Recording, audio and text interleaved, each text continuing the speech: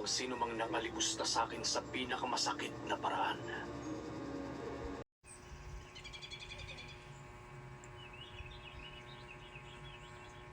At ilagay naman natin yung sisig dressing. Toss mo lang yan at paglagay niya ng sili. Walang pinaproblema kung yun. Tapos yung si Luisa,